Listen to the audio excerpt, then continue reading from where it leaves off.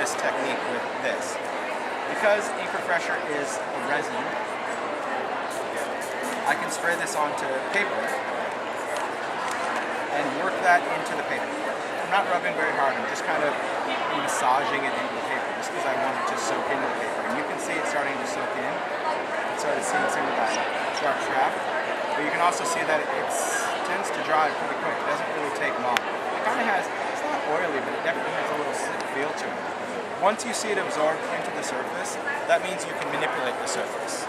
So I'm going to go in and just crumple this up and you're like, well, hello, Captain Obvious. I've seen that go with water. Well, the big difference with this is that you're putting resin into the paper. And that means you're changing the entire makeup of this paper. So this paper is never going to harden up again.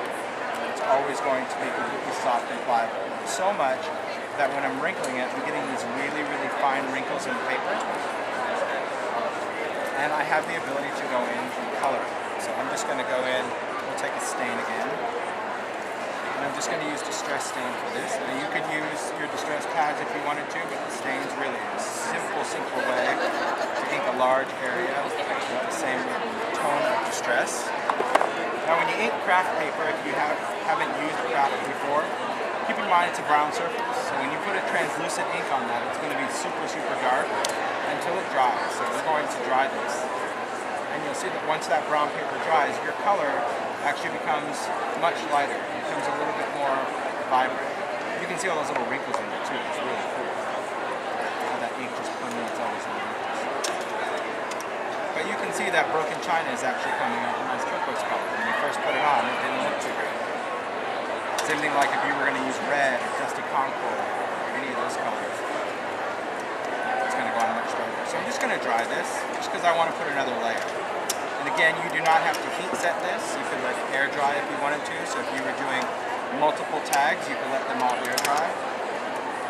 But this way, it's dry, and I can go back with another color of distress.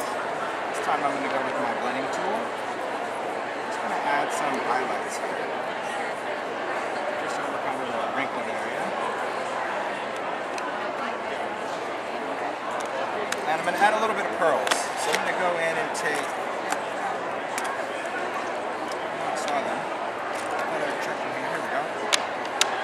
perfect pearls. This is a mica-based powder that we saw that actually has built-in binders, which means once this powder comes in contact with moisture, it becomes permanent.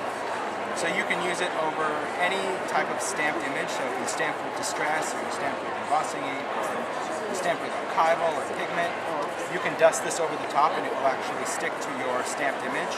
And it does not need to be heat set, it does not need to be sealed in any way. If you wanted to turn this into paint, you could simply take perfect pearls, use a little water brush on there, and you can make your own pearlescent paint. Because this is completely permanent. But our paper, that's totally dry, is also completely pliable. So I can wrap it around a journal, I can sew it, I can do whatever I want. So if you feel it, it's like, it feels like fabric. It stays like fabric. It's pretty cool. I know, you're expecting everything to just come out. Well, yeah, especially the... It's pretty cool. It's pretty cool. That's what I love about the pearls. I also like that I can go in with a water brush and dip it right in there and just mix this into any consistency I want and actually make a pearlized paint. So I can go in and do, if I wanted to do pearlized watercolor, I can go in and see the more water you get. I haven't gone back into what I mixed.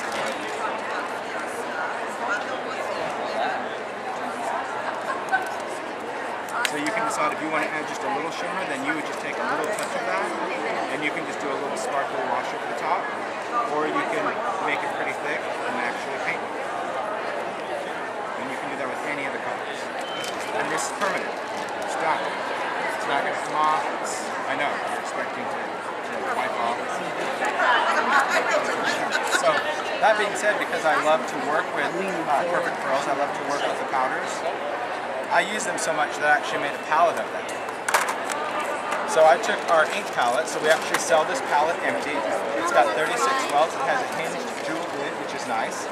So this one I made up with distress stain. In other words, when I wanted to do a lot of backgrounds, the great thing about using this for stains is you can just go in, unscrew the cap, put it right inside the well and squeeze, and get your color in there.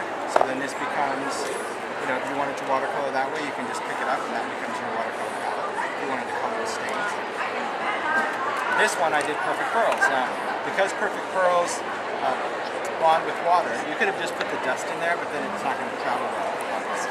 So I just put some in, I added a little bit of water, I mixed it with a little toothpick and just let it evaporate, and so it made kind of this dry cake that's in there. And so all I need to do is just go in and just re-wet it with my water brush, because that's just going to pick this up and it's just going to make it. So that was Berry Twist. This one's clear.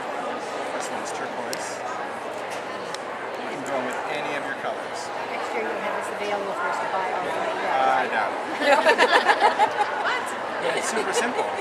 Because it just gives your customers another use for that product. Because you may not always want it like that. Sometimes you may want to dust, or sometimes you may want to spray it. So it makes it really, really nice. So I have a Perfect Pearl one, I have a Distress Stain one, and then I have an alcohol ink palette as well. Because I like to color with alcohol inks. A lot of times if I'm coloring on transparency or gloss paper or glass, or let's say a charm, you can take a charm in here.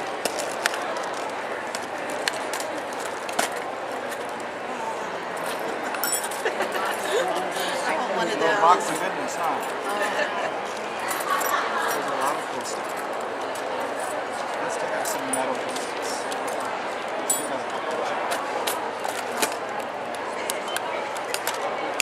I'm a digger, so that's why I just like to have stuff like that. But what we can do on this, and I'll just show you on glossing, this is the alcohol.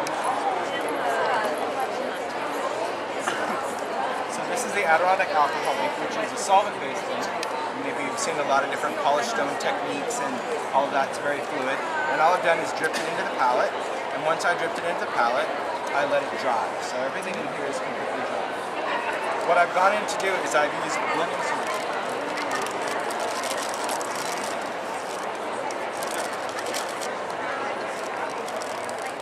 I've taken blending solution and I filled it in a fillable pen, because here's the thing, you cannot put blending solution in the water. Why is that? The solvent will eat through the plastic. And not immediately. It took about 2.5 months. I did it too. It took about 2.5 months, and I only filled 75 of them. The class was amazing then, but after that it was like, it was just an absolute mess, because it's a solvent. It's an ethanol solvent with some resins in it. It has its own plastic. That's why this is a high density plastic. This is a high density plastic. I didn't know that. I just filled up my water brush and was like, look at me. And it doesn't work. It doesn't end well. So really don't do it. The fillable pen though is designed for solvent. Its plastic is designed for it. It was really designed to actually be filled with alcohol inks. It's got two different tips. It's got a brush tip on one side, fine point on the other side, and this is a chamber that actually has a fabric in it, and all you do is you pull out the nib, you take your bottle of alcohol ink, you fill it, and it fills it with color. But then it becomes that color. It's a permanent colored marker. Well, a lot of people are thinking, well gosh, do I really need to do markers for it to be alcohol? No, you don't. All you need to do is have one pen that's filled with blending solution. This has an airtight lid, so you can leave the blending solution in there indefinitely. It's not going to evaporate. But blending solution is to alcohol ink what water is to watercolor. So even though these are dry, I can just take my pen, my blender pen, and go right into a color, even though it's dry, and it's going to re-wet that color.